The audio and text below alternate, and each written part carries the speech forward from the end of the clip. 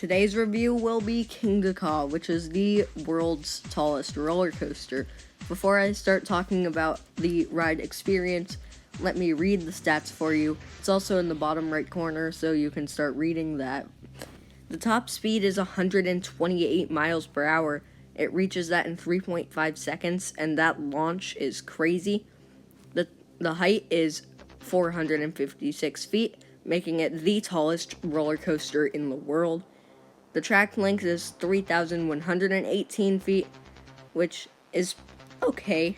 I mean, they did spend $25 million on the ride, so the duration is 50.6 seconds, and I mean, 50.6 seconds. Well, about 20 seconds of that is sitting on the launch track, so you're only getting about 30 seconds of ride time, and the ride was built by Intamin. So now let's get into the experience.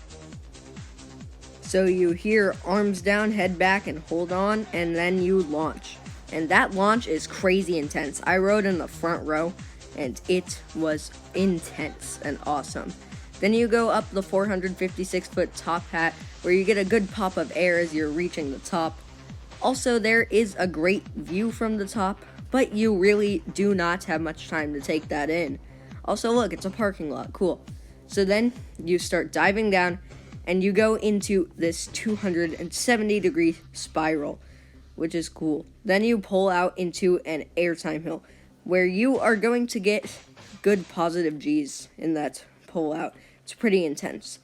Then you go over the airtime hill, and you're going to get some decent airtime as you go over that. Well, it's a short ride. That is my only issue with it. I would like the rides to be long. I do not really like short rides that much. I like a good, long, smooth ride. That is why Nitro is my favorite roller coaster right now. Now, one thing is, a lot of people say that Kingda Ka is a rough ride. Well, it's not really. I mean, the launch, yes, that might be a little bit rough, but it's nothing, super bad.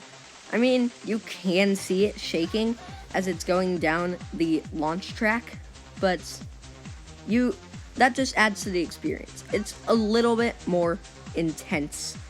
I mean, that is something I really like about Kingda Ka.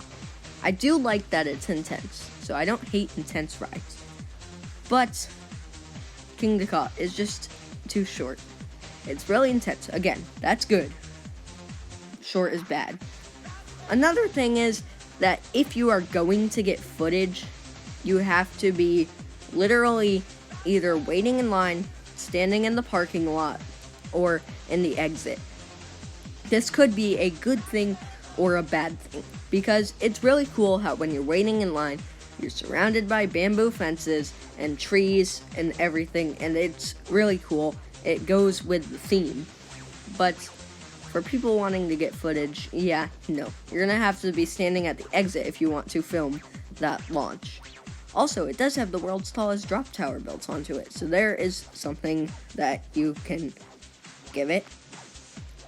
Another bad thing about Kingda Ka is the amount of downtime it gets. Kingda Ka does break down a lot with a ride like that.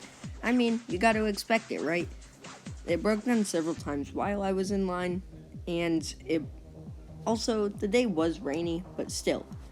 It broke down while I was literally sitting on the launch track once. But maybe that made it better, because, well, if you're sitting there and it's broken, then you all of a sudden hear, hold up!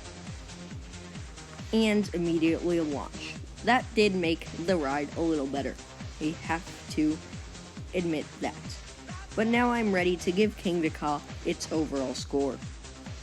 And Kingda Ka's overall score is going to be a 6 out of 10. Because yes, it's kinda too short, and that is my only problem with it. It's also, well, not in my top 10, but it's still in my top 15. I'm gonna give it a solid number 12 spot. Well, thank you all for watching, and if you haven't already, please make sure to subscribe to the channel, and do not forget to like the video.